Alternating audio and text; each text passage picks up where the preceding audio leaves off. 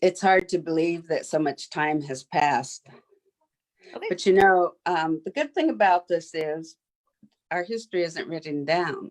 And so most everyone who was involved has passed. And so everyone your age really doesn't know.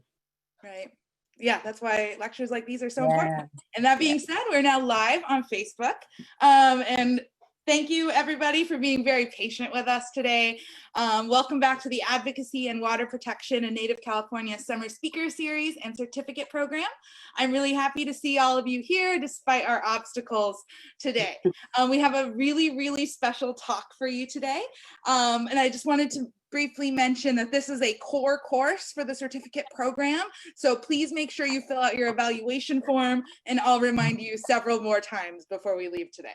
My name is Kaitlin Reed. I'm an assistant professor in Native American Studies at Humboldt State University, and I am a member of the Yurok tribe. Before we dive into the program, I want to acknowledge that Humboldt State University is on Riot lands. Riot people continue to remain in relationship to these lands through ceremony, culture, and stewardship. They're an important part of not only the history of this area, but also in continuing knowledge of this place. Today, we'll be focusing on their neighbors to the north, the Yurok tribe, and their battles to protect the Klamath River. But if you don't know whose land you are currently on, I encourage you to educate yourself about the history of the place you live and familiarize yourself with the work that those tribal peoples are doing and how you can support. Other ways you can support are by donations to Save California Salmon and the Native American Studies Department at Humboldt State University. And I also have a water action alert for you that we need to be made aware of. We would like to announce that this month of the series is focused on taking action for California's rivers and clean water. Today, we are asking people to either donate to California Salmon Water Protectors, Youth and Educators Technology Fund on Facebook and join us at #WaterActionAugust by going to our petition to Warren Buffett and Pacific Power, asking them to honor their work and take down the Klamath dams. We will have people putting the links into the chat right now. So please go click on those links so you can access that. We would also like to ask you to share your Klamath River art, videos, and action alerts on social media and use the hashtags #WaterActionAugust, #UndamTheKlamath, #Warren Buffett, and #PacificPowerOR. Also take photos of yourselves with these hashtags and post. You can check californiasalmon.org or Save California Salmon on social media and take action, and they will be posting action alerts all month long. Okay, so now I wanted to take care of a few housekeeping notes before I introduce the speaker today. Please, if you're registered for the certificate form, you will receive an evaluation form. Please fill that out.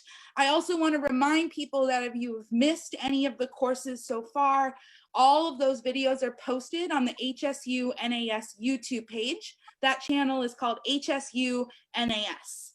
Also, I wanted to remind folks that there is a video that we did earlier in the summer about dam removal that people can check out as well as a follow-up to this talk if you missed that one.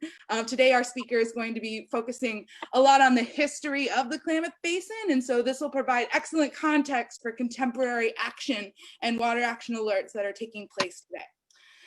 All right, those are all my housekeeping notes. If you have any questions throughout the panel, you can use the Q&A feature. Susan has a lot of history to cover, but we're going to make sure we save some time at the end for questions, and I will moderate that question and answer session. So please put any questions you have in the Q&A feature, and I'll keep track of them throughout the talk. Okay. So today our talk is called From Fish Wars to Fish Kill, and we have an extremely amazing speaker today, Susan Masten. She comes from the Yurok tribe of Northern California. She is a lifelong political activist and advocate for tribal and women's issues. She attended Oregon State University, where she was elected as the original president of the Native American Student Association. After her degree, she returned to California and worked as a promotion and marketing specialist for United Indian Development Association. As a tribal and national leader, she also served as the second woman to serve as president of the National Congress of American Indians and as the Yurok tribal chairperson from 1997 to 2003, and continued to serve 2 terms as the tribal vice chairperson. From 1994 to 1996, Ms. Masten served as the Vice President of the National Congress of American Indians, and also as the Pacific Regional Vice President and President from 1999 to 2001. Other positions she's held include the co-chair of the National Trust Reform Task Force, chairperson of the Board of Directors of the Indian Law Resource Center, and vice president of the National American Center of Indian Enterprise Development. She has served as a Yurok transition team member to implement the Hupa Yurok Settlement Act, organizing the tribe and creating their tribal-based role membership. She was vice chairperson of the Intertribal Monitoring Association on the Indian Trust Fund as well. She has testified before Congress, led workshops, given speeches about tribal sovereignty, trust fund and resource management, and environmental justice at colleges and professional events throughout the country. She has also served as the Vice President of the Union Bank of California and the Native American Market Division, Chair of Del Norte Democratic Central Committee, and President of Klamath Chamber of Commerce.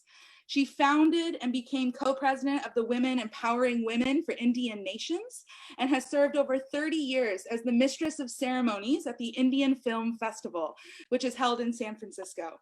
She is very active in her traditional Yurok tribal practices, which includes fishing on the Klamath River, and responsible for the care and protection of the family's ceremonial regalia. So Ms. Masten is incredibly qualified to be educating us all today, and we are extremely lucky to have her. We've decided we're going to kick off our session with a 5-minute video about the Klamath River fish kill that happened in 2002, and then Ms. Masten will take it away from there. So I'm going to screen share and share this video very quickly. And bear with me, everybody.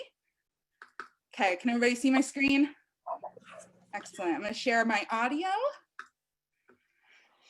And we'll get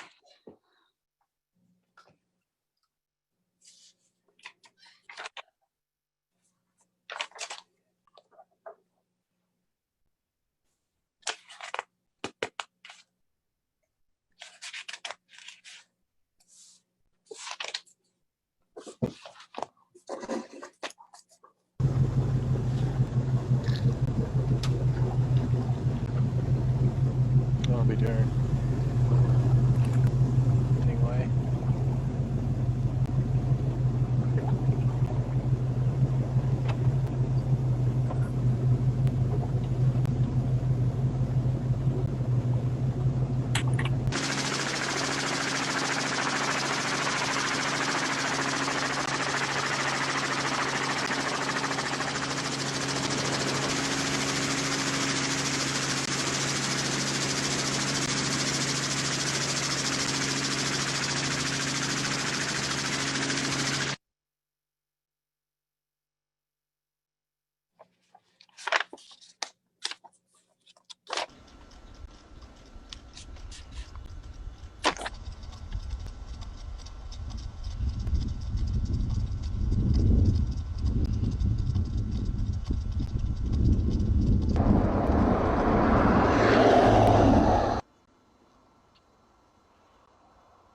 This property is owned by the largest privately held corporation in Oregon, Geldwen.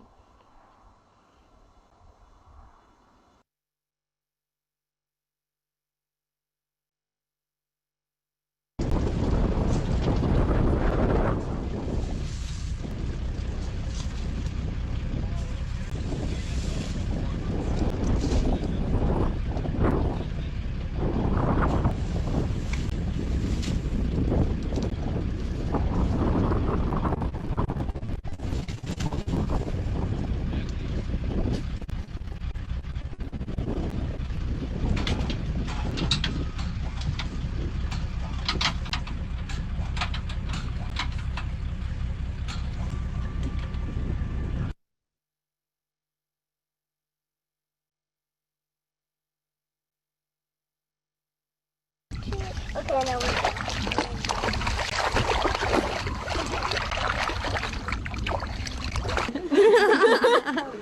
What can you say? It'll be the call of the wild. Be a regular witness in the Ace Ventura. What have you been doing, huh? You gonna go hang them up? Where? Go wash your hands. Not those ones. Because those ones are the ones with salt on them. He's going to throw them in the spot. Just straight salt. Go ahead. I'll put some on the other guy. Yeah.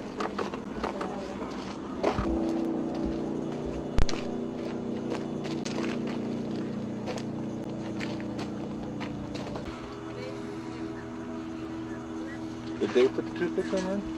Yeah, did they have toothpicks in them? Usually only have one in.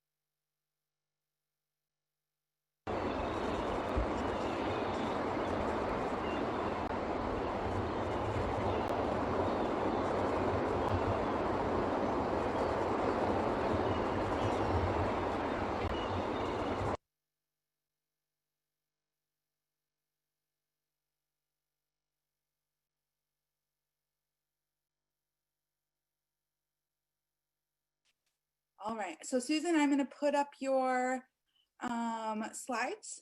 Make sure that you're unmuted. And then just let me know what photo you want folks to look at, and then I'll change it. So this is the one I imagine you might want to start with, but if it's a different one, please let me know.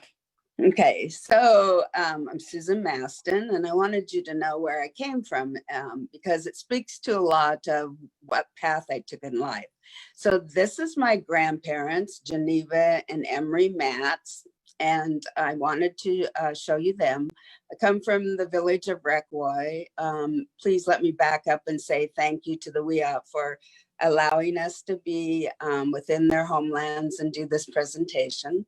So this are my grandparents, and they had a lot to do with influencing me in my life, in that they supported us and encouraged us to get an education and to always present your best and do your best to help your family, your community, and the tribe at large.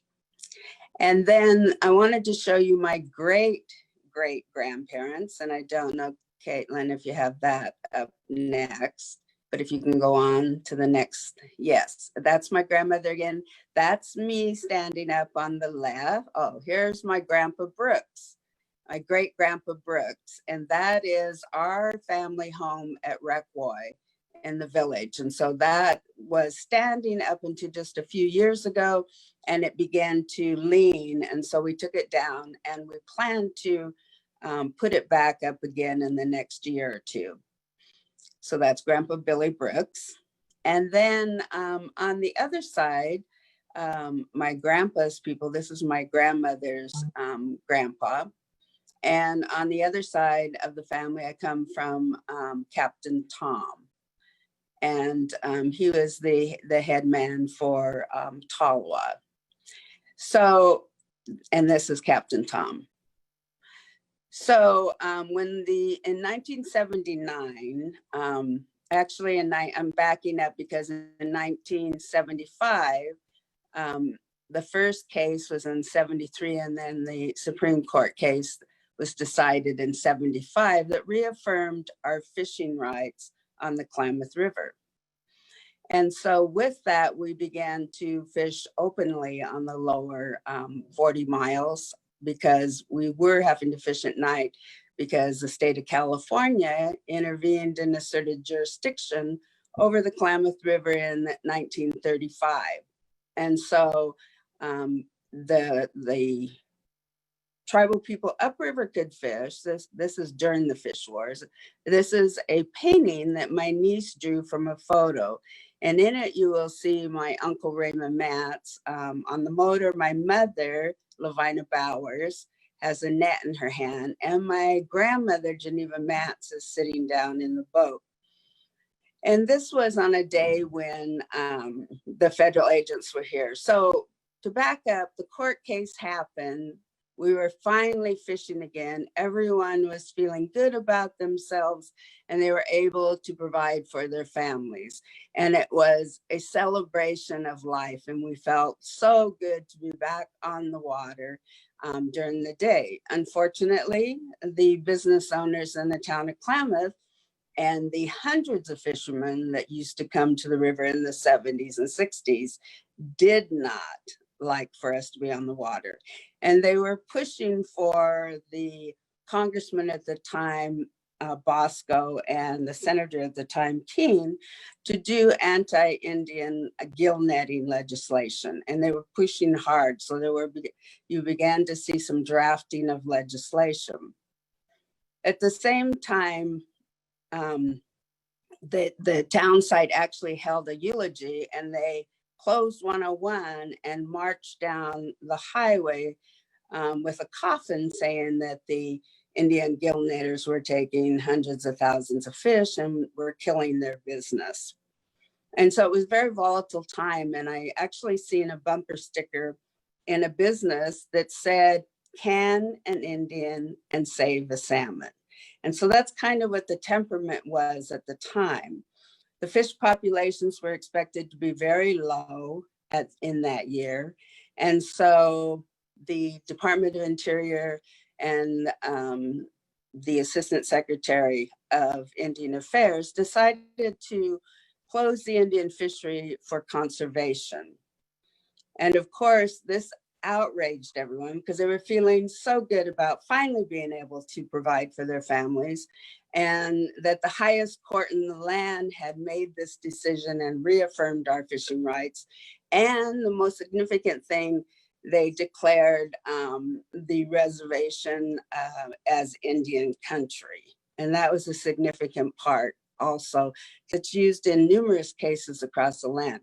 And that was Matz versus Arnett and Matz versus the Supreme Court. So that's M-A-T-T-Z. And that was my uncle Raymond Matz's court case. And so it reaffirmed our fishing rights and it identified the reservation as Indian country. And those were significant things. So when the Interior, the Bureau of Indian Affairs, closed our fishery, of course, we were outraged. How could this happen to us? Because we had just won this case in the Supreme Court. And how could we be the only ones sitting on the bank? Because the sport fishermen were still fishing, the ocean commercial and the ocean sport were still fishing. So the only ones who weren't fishing were our fishermen. And so we decided to do a protest. And this is probably one of the first protests that we actually did on the Klamath River. And we decided that we would put cork lines out without the net attached as just a sign of protesting. And then there were nets that were out there also to protest the decision of the government to close our fishery and allow for other fisheries to continue to fish during this time where we should have been where no one should have been fishing for conservation. So because we were protesting, as you can see on TV and relate to it currently, of course, they called out the federal agents and the state agents to protect the river and enforce the protection of it. And they looked at themselves at that time as being the hero, as they were there to save the salmon. So they were in full riot gear. You can see they had helmets with shields, bulletproof vests, and they carried M16s. They also had the billy clubs, and they had large boats. And when they came, they would tap their billy club on the side of the boat so you could hear them coming. And it was more to just antagonize us. But we were extremely fearful because it was my uncle's court case. He was picked on a lot and went after a lot simply because of his name in the court case. And so anytime that you would hear the large boats coming, you know, everyone would hurry to be down there so that they could witness what was going on and hopefully keep someone from being killed, because that's how high the tensions were on both sides. But we were fortunate, no one was killed, but a lot of things happened, like holding people's head under the water that was in the boat, dragging women across the beach by their hair, a lot of arrests, and these arrests, because it's federal, were felonies. And so we have a lot of people who ended up with felonies over trying to protect our fishing right and standing up for our fishing right, which was totally, you know, not okay in these times. And I can remember one time, because I was naive and I just came from college and I was, you know, out to conquer the world, and everything was good. And I remember saying to my mom, well, if we just follow the laws, then they can't do anything. And I'll never forget, she looked at me and she said, not all laws are created justly. And that was something that stuck with me, that for a long time, to be able to see and understand the injustices, because who's writing the laws? White men at the time, because there were not a lot of women in Congress or the Senate. And so it was a lesson that I learned and that I always kept in my mind as I moved forward. And that probably the fish wars instilled upon me that that commitment to fight for and protect our fishing and water rights and our hunting rights and all the rights that were entitled to us and protected for us by the Creator. And so, you know, that it was a very serious time, a very difficult time. And I can remember one time when my uncle lived in a 12 by 60 trailer, and the agents came in the middle of the night, got up his 3 little children and his wife and him, and they were holding guns on them because they were looking for fish that they knew that he had in the trailer, I guess. So you can see it just was tense times. And this has happened to other people too across the country, during our history. So it's not something unique to us. It just was the first time in recent history that we were in this position where no one was standing up. The government, who is our trustee and responsible for ensuring that, you know, the resources are protected for us for all time, did not stand up for our rights, but instead enforced a closure on us when everyone else was fishing. So it was difficult. So you can imagine that even today, if you talk about, because of the intensity of it, that there were incidents where one of them was there was a gathering because poor Al Gray, he's passed now, but it was his 81st birthday. And so a bunch of people had gathered around, and they had dinner on the beach down at the south, on the north bank at the mouth of the river. And there was probably about 30 to 50 I have to say they're Indians of the reservation because we weren't organized yet. So there were Tolowas there were Hupa there, and then of course the Yuroks were there. And it was dark, and they were singing some prayer songs, and it was a beautiful night. And then all of a sudden they could see hundreds of flashlights coming down the hill. And if you've been at the mouth of the Klamath River, you know how that looks. That night, my grandfather tried to stop him because he said they were on our allotment, which was private land. And they just grabbed him and hurt him and ended up hauling him to jail at the same time. But my sister was there, and she said everyone thought that they were going to die, that they just knew, because it had gotten to the point where things were so intense that they knew that night they were going to die. And so all they could do was just pray louder. And she said, even the women sang, that nobody knew the song, but everyone was singing the song. And she said, and they sang it louder and louder and louder, and they kept coming. And so it was a horrific experience for them. And that's why today, if you talk to any one of those who were actively involved in the fish war and the protests, they will most likely cry. And it's easy to see why, because it invokes so much pain and sorrow and just that feeling of hopelessness and then anger for the government for not standing up for us, anger, for not protecting us, and just in general, it's like a post-war syndrome. That's exactly what they all have.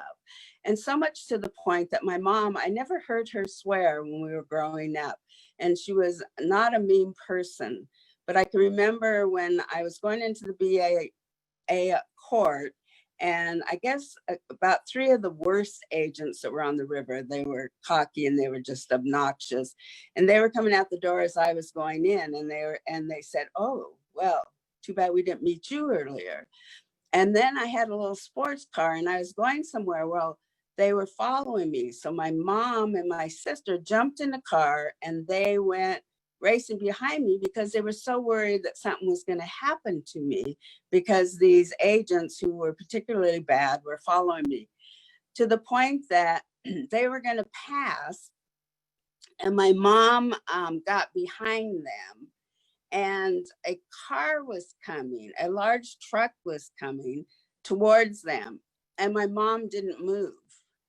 And so, because that's the frame of mind that they were in, that she was going to cause for them to be hit by that car rather than trying to protect me.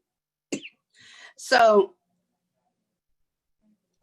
I'm telling you this because it makes it even more difficult as we move into the next phase. So everything's going on. You've got the businesses calling their congressmen and senators, trying to get them to do anti-Indian legislation. You have our fishermen, they're sitting there and they don't want anything to do with the state. They don't want anything to do with the feds.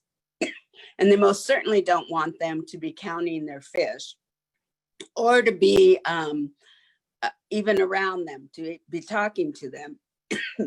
Just a second. So we formed a Klamath River Traditional Indian Fishers Association.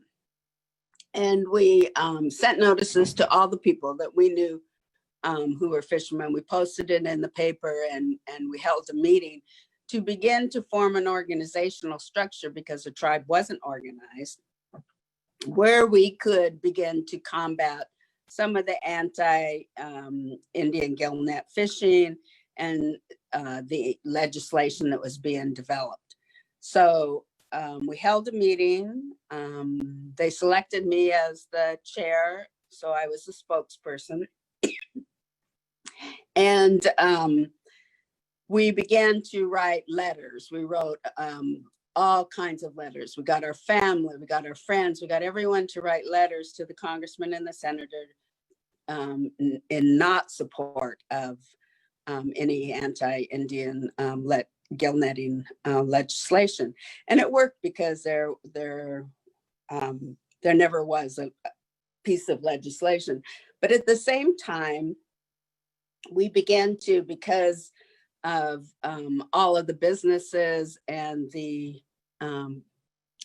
elected officials' positions, I got involved with the Klamath Chamber of Commerce and with the Democratic Party of Del Norte County. And because it's more difficult, and this is what I hope you take away from this, is it's important to develop relationships. It's harder for you to hate when you know someone and you like them. And so in order to change a mindset in a time where it's so bad that you have, can an Indian save a salmon bumper stickers, we had to make some strides in order to break that barrier down. And we continued to meet. We had to work with our Fish and Wildlife Service and the BIA with account for our fish, because what was motivating people to take action with legislation was the locals saying there were hundreds and thousands of pounds of salmon being taken off the river by the Indian gill netters. And so that's what was the driving force. And so they were saying that we were going to deplete the river. So it was very difficult for our fishermen to be able to sit down and have those discussions. And we decided, BIA had developed some regulations for us. So we took those regulations and we tried to make them ours, and had input into that process as a starting point. And then we began to develop a rapport with the biologists and a way for us to begin to develop data to show that we weren't the main cause of the depletion of the salmon. So it wasn't an easy task, and it took a lot of meetings for us to go up and down the river. And of course, I had a lot to learn from our fishermen just about the runs in the Klamath River, the timing of the runs in the Klamath River, so that I would be able to sit with others and talk about the fish runs and be a part of the discussions for the decision on the harvestable fish. And so about the mid 80s, the Klamath River Restoration Act passed, and it created a management forum on the Klamath River of representatives from the state fish and game, the sport fishery, the ocean sport, the commercial fishery, and they had a Hoopa position and a non-Hoopa position, because we were still the Hoopa Valley Reservation at that time. And so the non-Hoopa representative, the Fishermen's Association decided that I needed to start attending those meetings and providing input and advocacy for our fishery. At the time, the decision for, how much fish was available and who got what allocation for the management of False Chinook for the whole Pacific coast came from the Pacific Fisheries Management Council. And so the Klamath Fisheries Management Council did recommendations to the PFMC, and they usually took those recommendations. So my family and the association did a petition to ask that I be placed in the non-Indian seat. And so they recognized that because they didn't have anyone else, and no one else had came in with that showed any kind of support at that time. And so I was able to secure that seat because of the support of our fishermen, and I was elected as the vice chair of that body. So we began to have play and influential. There's me, I'm 26 years old, talking to my uncle about fishing, of course, anytime that we had any kind of family gathering or gathering of the fishermen, the time was spent talking about the fishery and what was going on and what we could do and how could we influence the decision making and positions we should take at the next meetings. And so I did a quick study. I also contacted the tribes to the north and went and seen Billy Frank. Billy Frank is like our Raymond Matz. His Supreme Court case reaffirmed their fishing rights in Washington State. So in the Bolt case. And so I had him come down and talk to our fishermen about the importance of participating in the management process and the importance of organizing, and just gave some very good pointers to our fishermen to help us in that organizational phase. So from there, we began to push. We developed relationships, very close relationships with fish and wildlife biologists, and they ran our numbers, which were used to determine the harvest because they allow for an escapement and they allow for harvest.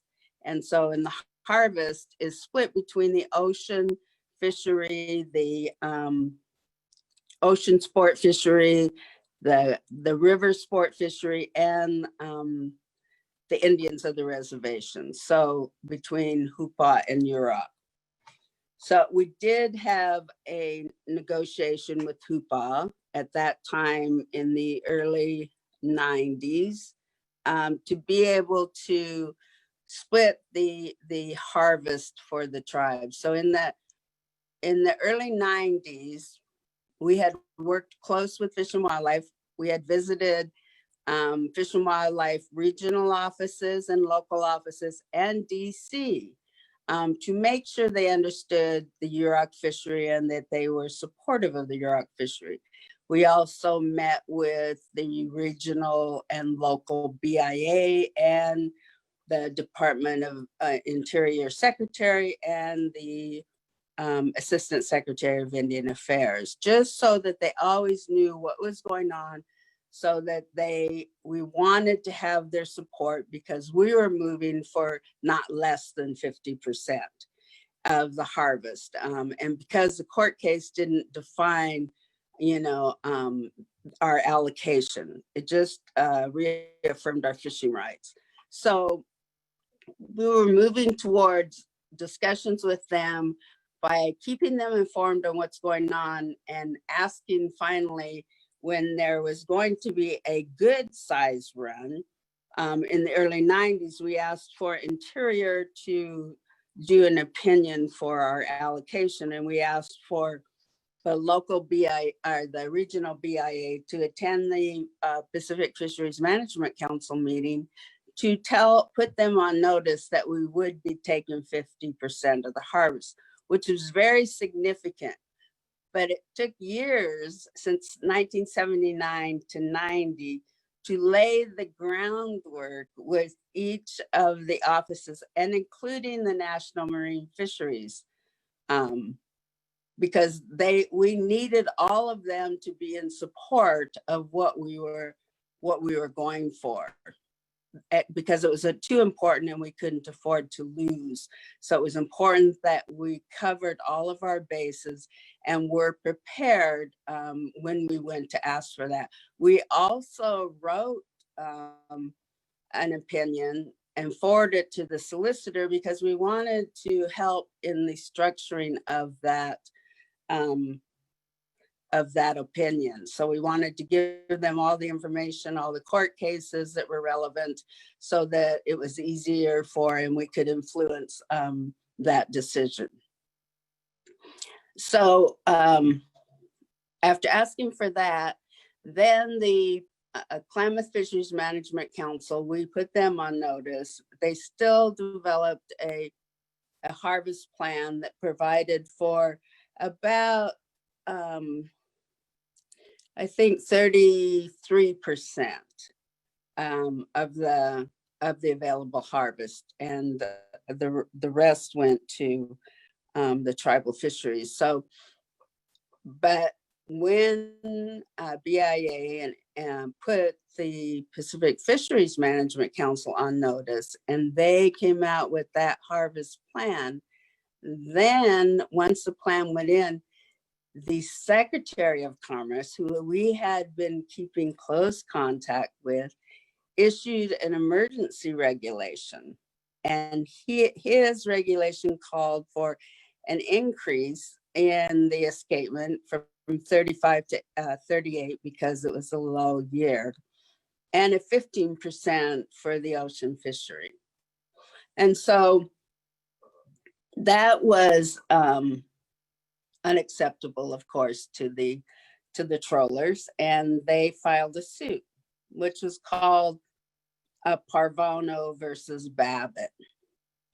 And we lost, and then when it went to the Ninth Circuit, we appealed, and the tribe, because of my years of involvement, we were at that time the Yurok Interim Council, which was the base roll members' election of 5 individuals to serve as the interim council while they developed the constitution for the Yurok tribe, because the Hupa Yurok Settlement Act happened in 1988.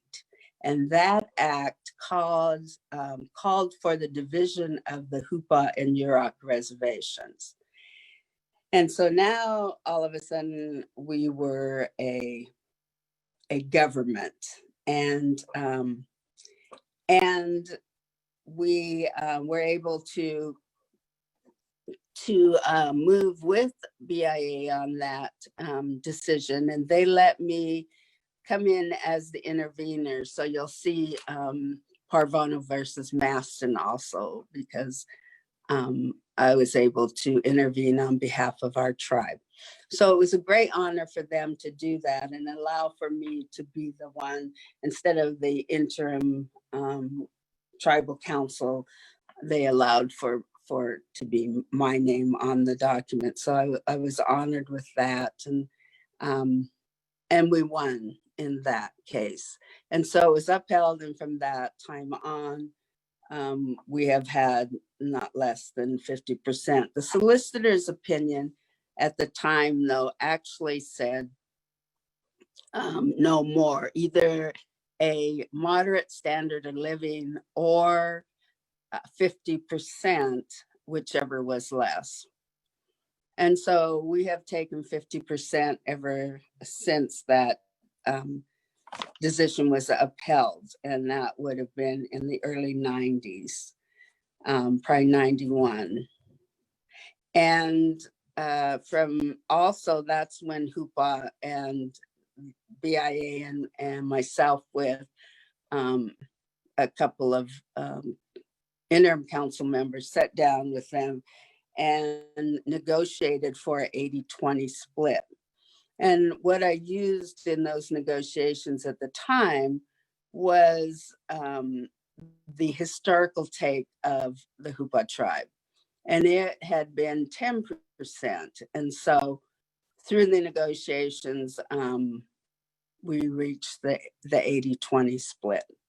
Now with the dams, when the dams come down and salmon return upriver, then the Klamath tribes will be looking for a percentage, and we may have to sit down and renegotiate the allocation. At this current time, the Kuruk fishery just has a state recognized fishing right. And so their allocation actually comes from the state's allocation, although they're working towards getting federal fishing rights. And at the time that they do get that federal recognition, we'll have to sit down again and have discussion for an allocation share at that time. So things were pretty regular. The next big battle that we had on our hands starting in the 90s, because the fish populations were not always healthy, and we kind of bounced around. We had a very good year where there was an abundance of a lot of fish, and we were able to hold our first commercial fishery. But still, it was a struggle. Nothing has ever been easy, and we've always had to fight for every step of the way. And the fishermen, of course, they think that that's just the way it was, because our rights were reaffirmed. We had 50%. The government was going to always do what's right. But that's not the case. Every time we went, we had to fight for those extra fish, whether it be 200, 500, or whatever. We would always be looking at the numbers and trying to crunch them in a way that would provide for more fish for the tribal fishery. And so our next big battle was water. And because there were such large populations that were coming, we had extreme, and this is where climate change is influencing our river, in that our runs are running later than what they did in the 70s. They're running, 3 to 4 weeks later than what we have been receiving in previous years. So, and also extreme high temperatures, drought years have also been signs of the climate change in the area. The temperature is becoming hotter than it was previously. So when you have low flows and extreme heat, then your temperature rises in the river, and you have like 70 degrees, 71 degrees temperature in the river. Then fish begin to hold up. They don't come into the river, they hold up in the ocean. And when they do come into the river, they congregate at the mouths of tributaries. And Blue Creek is one of the main streams in the lower Klamath, where they would hold up in that pool before they would head on upriver.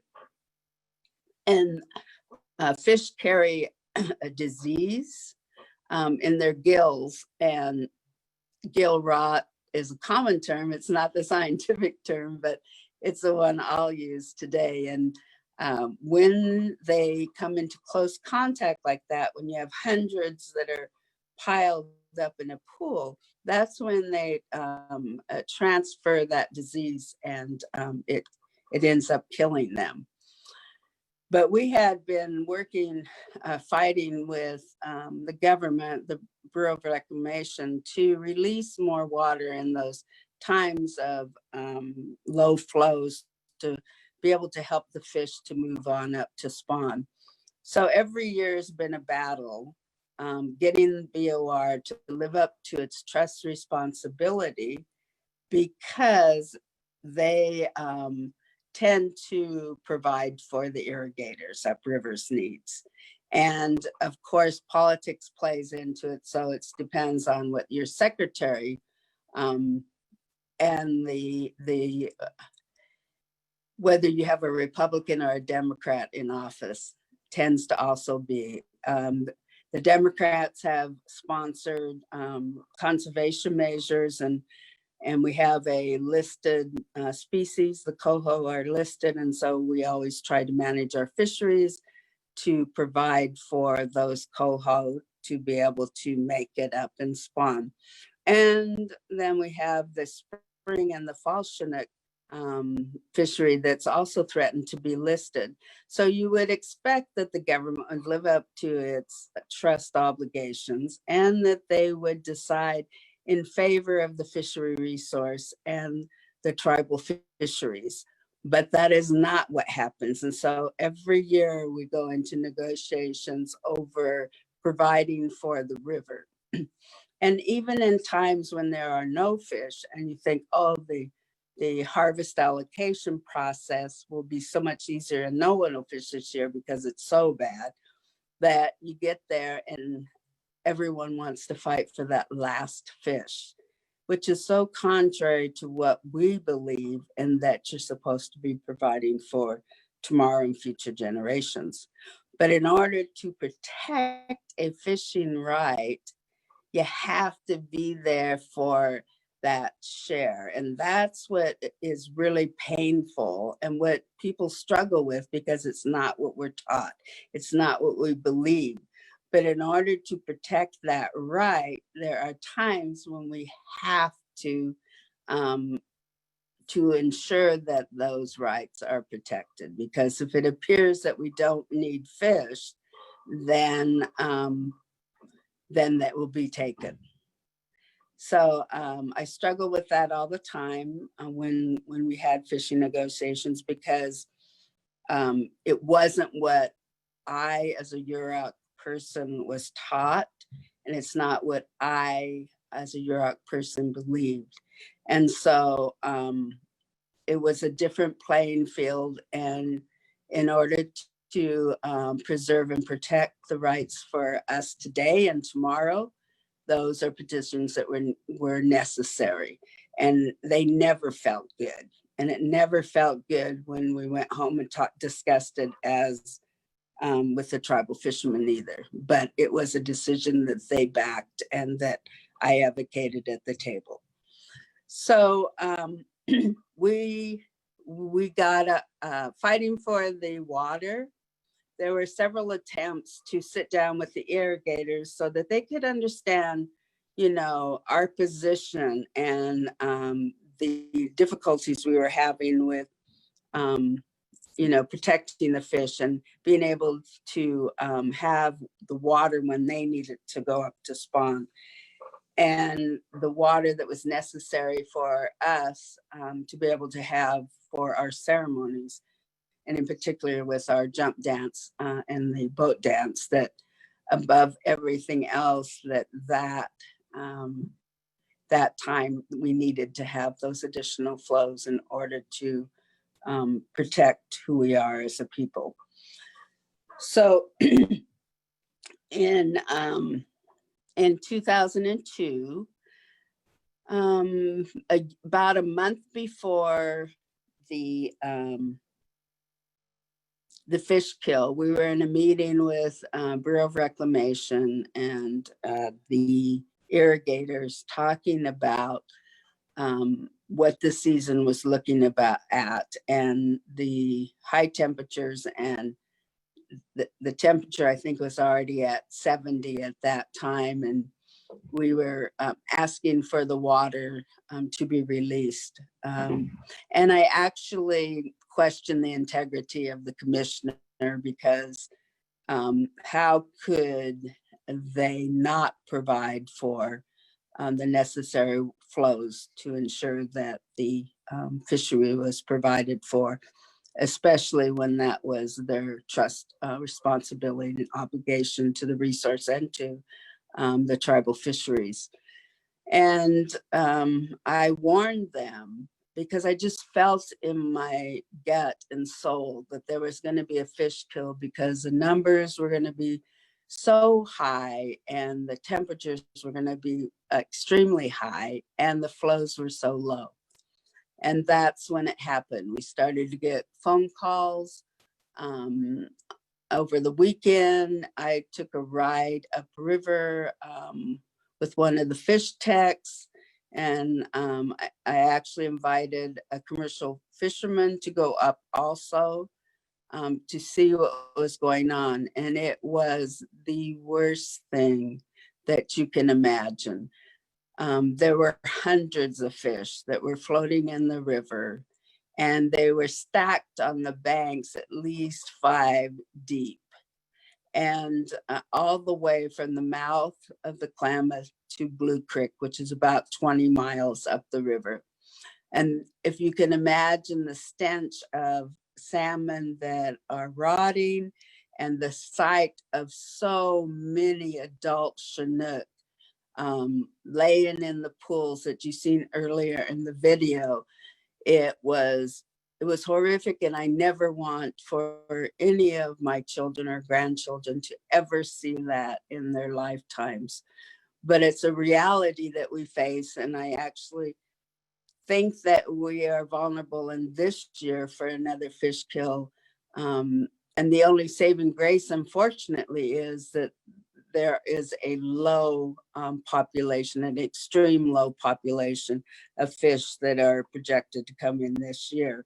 So that may be the only thing that saves us from a fish kill, because if we had a larger population, we most certainly would be having another fish kill.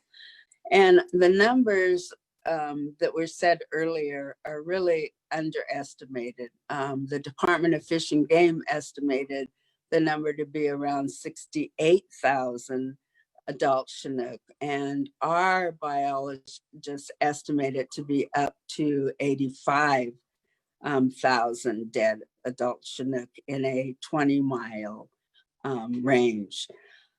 So that kind of brings us to the point we tried to get a lot of national attention, which really is disturbing to me, because to not think that it should be covered by national media when you have 80,000 dead adult Chinook in a 20-mile stretch is unacceptable. And you would expect that every major newspaper, every major network would be there documenting this. But we had to actually fight to get people to come. We had to beg them to come to be able to see what was going on. And of course, we joined with the fishermen, the ocean and sport fishery, and the environmentalists. We have developed great relationships with them over the years, and we were able to bring some media here locally. We also coordinated with our congressman and took 500 pounds of adult Chinook to Washington, D.C.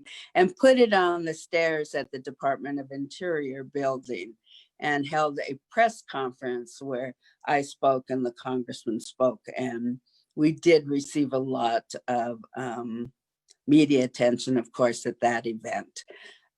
We have had some successes with BOR, with winning for the resource and the tribal fisheries, with getting increase in flows for our ceremonies. And but we have also had years where they did not provide for the river. And of course, one of them was when the fish kill did occur. So it's an ongoing battle. We are, have been actively engaged in the removal of the dams. And I can say that while the tribe takes a position, that grassroots advocacy is an important thing, and that we constantly need to be training our young people about the history of our fishery, so that they can, everyone understands, and we all come from the same knowledge base about, how did we get where we're at, and what are the things we need to be doing to protect and promote the dam removal, and to protect our water and fishing rights. And it is a responsibility, though, if you are going to, be active in your fight for the river, it is important that you do understand what has happened in the past, and that you do understand what the position of the tribe is, because you need that basis for your arguments to be solid. You need to understand what the science is saying. You can't just go out there and say, we demand this. You need to understand the history, and you need to understand the science, so that you can be successful in your role for our fisheries and for our communities and tribal members. Because once you step out there, you take on a whole new role of responsibility, and you cannot be out there on your own and expect to have success and do what's right for our people. and the protection of our resources and river. So I've been talking quite a bit. I'm wondering if we want to do some questions, or if we, I mean, I covered a lot and I left a lot out. We could talk days about this, but what I really wanted to get across was the importance to be the best that you can be. When you're doing an advocacy, what I hope you've seen was whatever played a role, I made sure that we were there at the table, that we were the first at the table, that we were the last at the table, and that we had all of the information we needed to be successful when we were in those negotiations. So thank you so much. That was so terrific. I'm going to take it off screen share, if that's okay. Then we can all just be in the webinar. So everybody, at the bottom of your screen, there is a little button that says Q&A. You can go ahead and throw any questions that you have in there. Susan's going to stick around with us for the next 15 minutes and answer any questions you want. But I'm the moderator, so I get to go first. I was really struck in your talk kind of at the changing relationship we had with environmental movements. So right back in before the fish wars, they were like, hey, no, we need to take away gill netting for conservation. And so I know the Yurok tribe pursued a report to prove that that's not true. So I would love it if you could tell our listeners a little bit about what that report found and like why their claims were that's not the case, right? There was a lot of other things happening. But then now, right, we work really closely with environmental organizations. And so I'm kind of wondering how that transition happened from trying to shut down Indian fisheries in the name of conservation to now working with these perhaps same organizations. So I would love it if you could talk a little bit about that. Well, and that's the same also with the sport fishery in the river and the ocean and the commercial fishery, because they were looking at that we were threatening their livelihood and the businesses. And so because they had the river for 40 years or 40 years without any Indian fishery on the water during the day. And so then when we came along, of course, they resented it because we have our nets and they were restricted for the amount of river that they could go up and down. And they just didn't want to go there. They had been coming there for years. That was their river, and they didn't want for us to be there. And they fought hard and fought along. And then also with our guys, just because of the salmon wars, there was a time when after the salmon wars, within like 2 years, that I tried to sit down with the trollers and our fishermen to begin to have talks. And we rented a large hall in Crescent City, and we all showed up, and tensions were so high, and a couple of words were said, and the meeting was over in about 5 minutes. So everyone left. And it really is about developing relationships. And through the Klamath Fisheries Management Council and the PFMC, sitting down with those fishermen and sharing our stories and talking about the importance of the salmon to the Yurok people, that it is who we are spiritually. It is part of our world, and it is a significant part, and that we can't succeed or be whole without the fishery. And so it was sitting down, and then in the end, it just was law. It was law. And so then you have to comply with the law, whether you like it or not. So we got to that point. And then when the irrigators, when we begin to see the decline and the raise in the temperature and stuff, then you have to begin to build your alliances. And so reaching out to the environmentalists and being able to share our data with them, our scientific data, because at that point, it was always our goal to have the best fisheries department so that our numbers would not be questioned and that we would be the ones that drove the numbers. And so we established a fishing department right off the get at the beginning of our organization. And it's our largest department to this date, because the water and river and fishery is that important to the Yurok people. And so we want for our science to be the best, and we want to drive what that harvest is by our numbers. And so that played a significant role also, because our numbers are the numbers that are used when water, additional flows are added to the river, or for the harvest of the fish. And so that was a deliberate step that we took in our formation of the tribe, because of the significance of the fishery and the river to our people. So we always knew that we had to be ahead of the game. And you always know that you have to be 10 times smarter than the guy you're sitting with negotiating, and that you cannot do it without knowing who you are.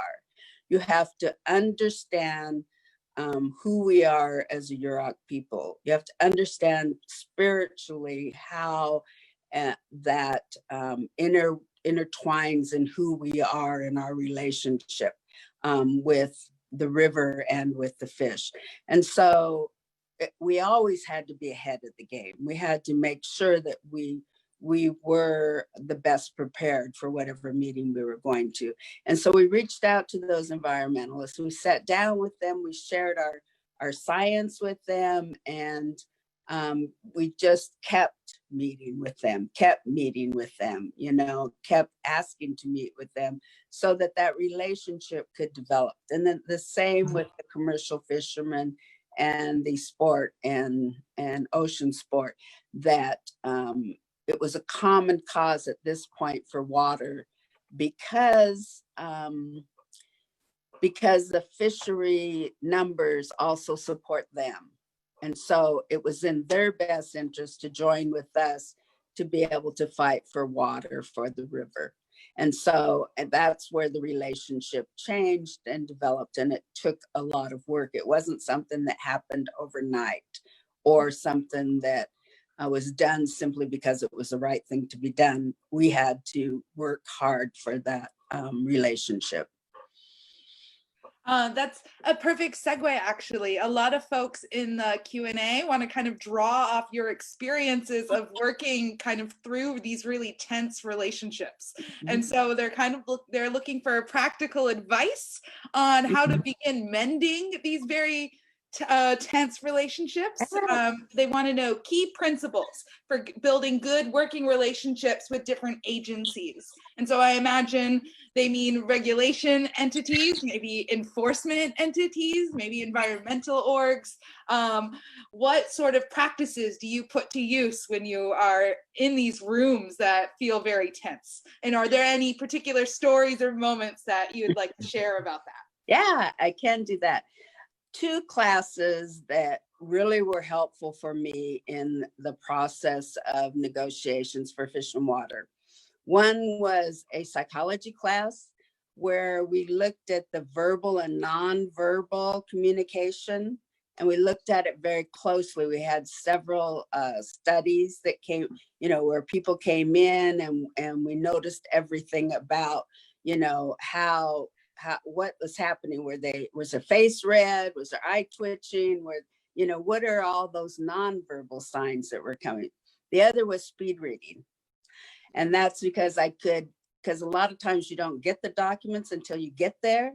So you have got to be able to go through them and understand them and recall them.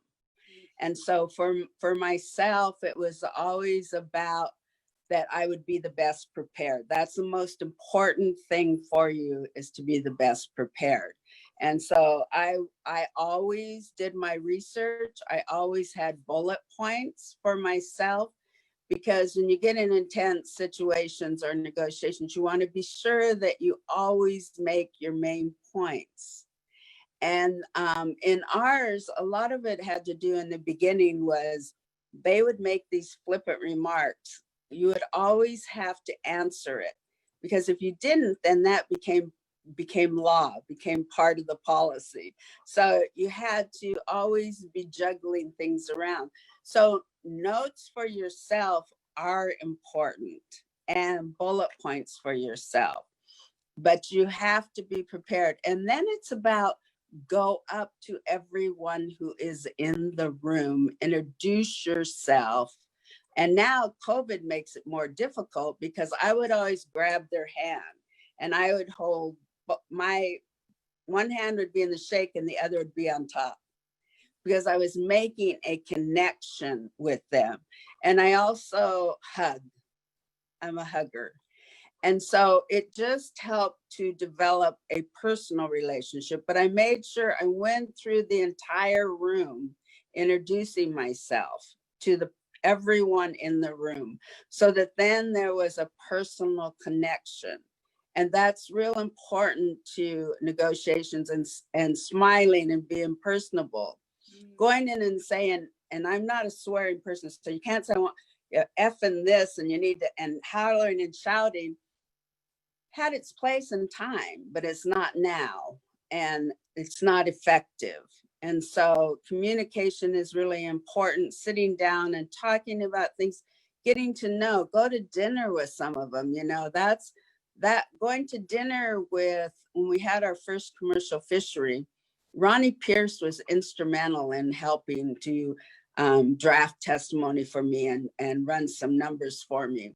And while I was sitting at the table in the negotiations, she'd be out there talking to everyone. And the first commercial season we had, they didn't think we had enough time because the numbers came out in March and the fishery started in July, August. So the government didn't want to have a commercial fishery because they couldn't put one together.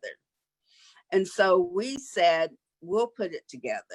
We'll put it together. We'll bring it to you. We'll develop, the regulations. We'll develop quality control. We'll develop, we'll go out for bids. We'll take care of it all. We'll show you what we're going to do, how we're going to do it. And so we convinced them over dinner that we could make this happen. And we went out and we developed those, the brochures for the fishery, the buyer for the fishery, the buying station for the fishery, everything that had to do with a commercial fishery, we did. And if we hadn't have, the fishery wouldn't have happened. And it was our largest fish population year that we've had in recent times. So you have to be willing to step in when doors open. You have to remember what everyone says. So if you see me at a meeting, you always see me taking notes, because you can use that when you're using an argument, what they said, what the core beliefs are. You can use it within when you are talking about it, to influence the decision. And also to know where they're coming from. What is that person's real position? And if you listen carefully and you take your notes, then, you're not going to forget that. And you can use it within what you're trying to do. So it's just follow up. You can't wait till the next time that there's another protest or another meeting. You have to cultivate those relationships, on a regular basis. Thank you. I don't know if did I answer the question? Yeah, I think that is super useful, right? One, learn how to schmooze. That is incredibly key, right? And I think understanding the psychology of not only who you're trying to negotiate with, but like who you're trying to get to donate to your nonprofit, like it is very useful to be able to read the room. I think that is incredibly useful, practical information. So we only have 3 minutes left, and a lot of folks want to talk about dam removal. And so generally people want to know, like, what should they be doing? What does the Yurok tribe need help with right now in regards to dam removal? Folks want to know if there's anything they should know about the Federal Energy Regulation Commission and Pacific Corps. And so I thought we could just spend the remainder of our time together talking about dam removal and what we should have everybody go out and do after the call. Yes. And so phone calls and a letter campaign to your representatives are extremely important. And And just if people don't know how to do that, then give them talking points. Write it for them. So have several things written out so that everyone has something that they can send or call and say. And what's helpful is even if you're together, take that 10 minutes to call your representatives. You know, if you're in a meeting, you're holding a meeting, stop and call, because that's what's going to be important as we move forward, and numbers to them matter. And so hearing from us is extremely important. So make that part of your meeting where you just sit down, give a script to individuals and they call their rep, or draft a variety of letters that individuals can that have the main points that we need to be saying, and individuals can customize it to their own. But at least you're ensuring that the same message is being said in each letter.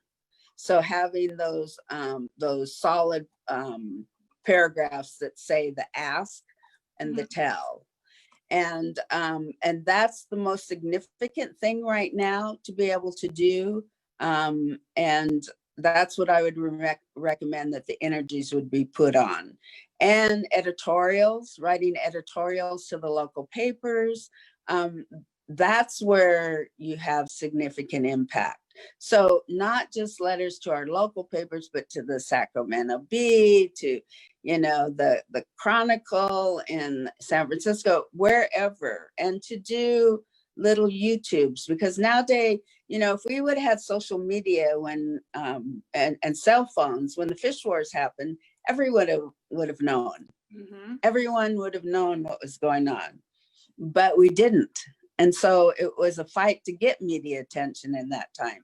We have so much access to the social media that we need to take advantage of, YouTubes, podcasts, blogs, whatever it is, that core message needs to be sent out to all of those places.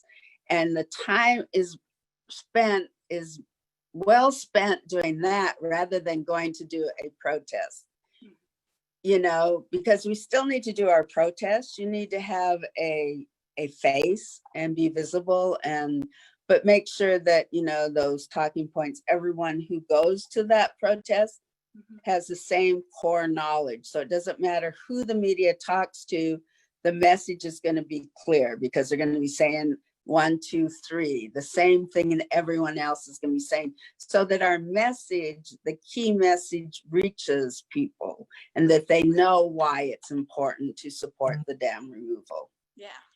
Excellent. Thank you so much. There are over 60 people right now in the room, so that's 60 letters. Everybody go and just do one, exactly. And somebody's going to get bombarded. And so there's power in numbers.